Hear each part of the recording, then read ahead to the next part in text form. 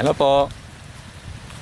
Showing you now is the video about our Guaple or Guava apple. Last year I have already shown you a part of this video, and there are a lot of comments coming from the viewers asking how to plant this, how to propagate this, how to maintain this, how to make the fruit bigger, thicker and delicious. Now I would like to share you some of the answers that I could give to those questions that they asked from me. Showing you some are the native guava that first planted before this tree guava apple.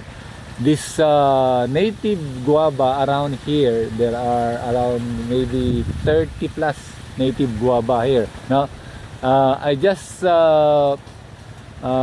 give it away to visitors coming here and those passers-by that coming to our farm. Just give it to them.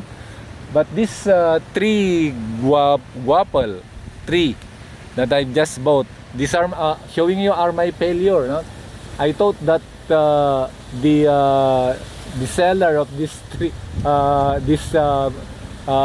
guava before told me that it is guava apple, but when I planted it, this is the outcome. I found out that this is not a guava apple. And finally, I searched again for another seedlings for guava apple. Luckily, my neighbor had offered me his guava apple. He told me that this is true guava apple. So I didn't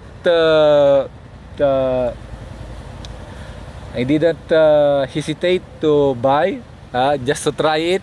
He gave me 3, and aside from this, he gave me giveaways, calamansi, 2 seedlings. But I planted this 3 guava apple which he was offered me, and it is success. I have planted and produced this guava apple. This 3 guava apple has maybe the one that I wrap with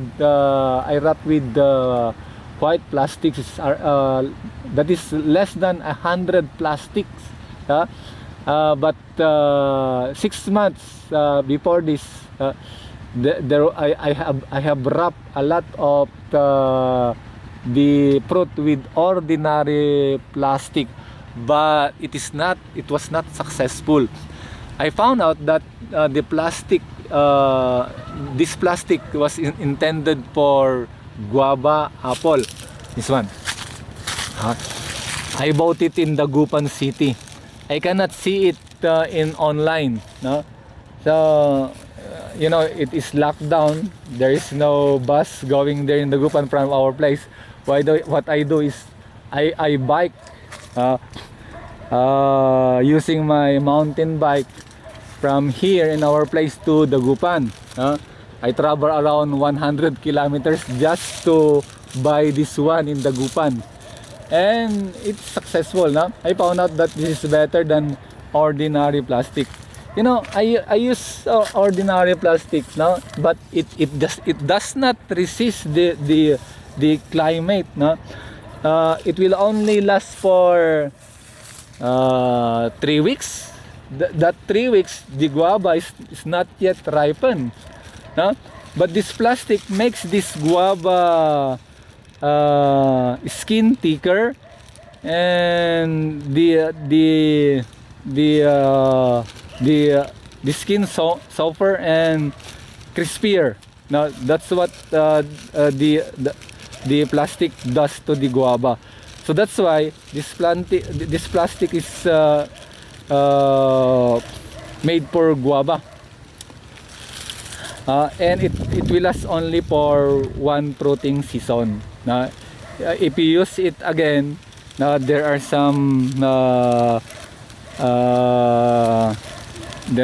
puncture that will be seen around it. That is done by maybe the fruit fly. But I have fruit fly catcher, but you know there are still some fruit fly that attack my guava. So that's why I am forced to buy this one, look for this one.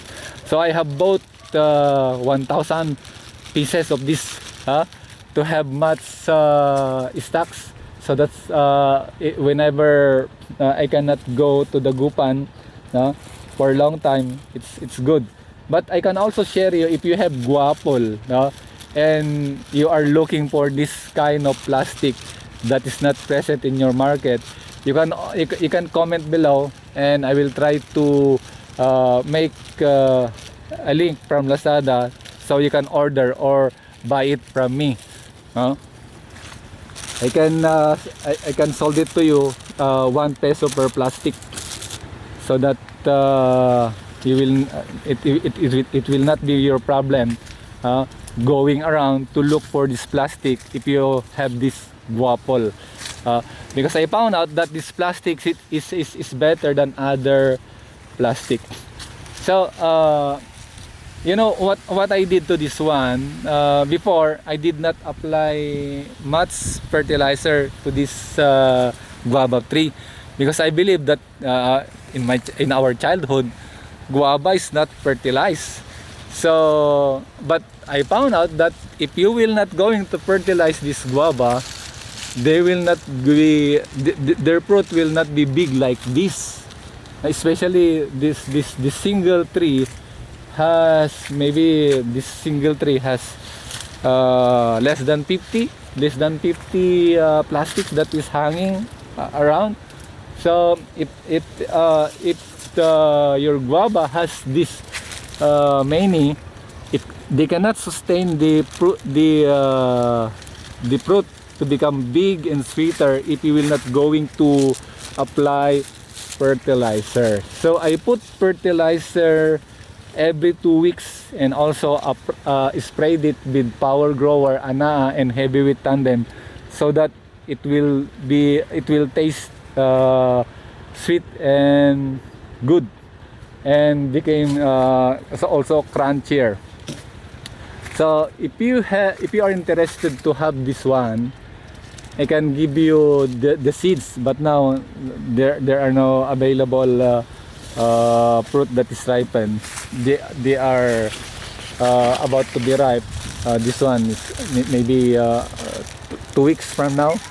It can be harvested. This one maybe a week from now. It can also be harvested, but you can extend the harvesting period. This one you can extend it to 2 weeks to become more crunchier and tastier.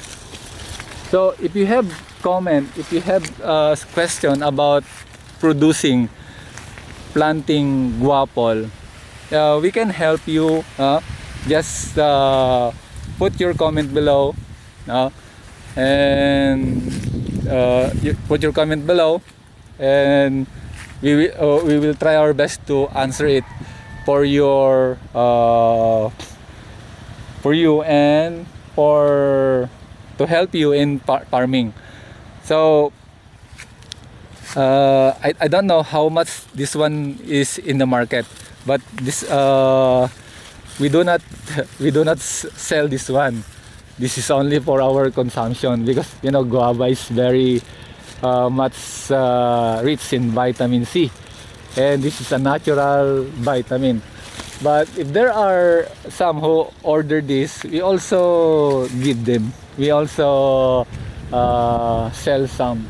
But my main purpose why I plant this one is for our own consumption. So, but if you are interested to have this, we can also give you. I don't know if I can ship this to Lazada, but I haven't tried it yet. But if it lasts for maybe 3 days, and you are near, maybe we can ship this for you if you order here. But it is limited, because there are also order of the fruits here, no? especially my customer here coming from nearby places have seen it, have tasted it, and have already tried how is the effect of this one. It's very good to your health. If you have running nose, if you have